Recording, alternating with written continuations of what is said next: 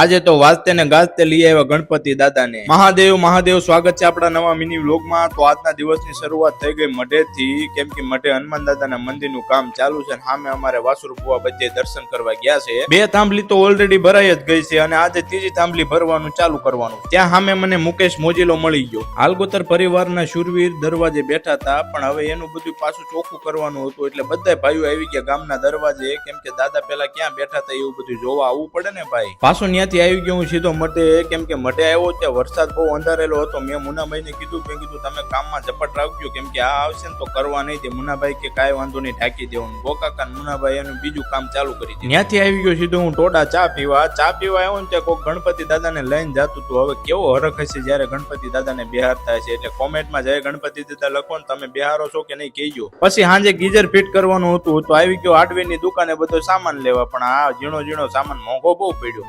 પછી ત્યાંથી રાતે ફાકા ફોજદારી કરીને હું ઘરે જવા નીકળ્યો, અને ઘરે જતા પહેલા એક વાત કહી દઉં કે મારા વ્લોગ તમે જોવો જ છો, પણ કોઈ તમે ફોલો કેમ નથી કરતા? મારા વ્લોગ કેવા લાગે છે એ કોમેન્ટમાં કહો અને ફોલો કરો। જય ઠાકર।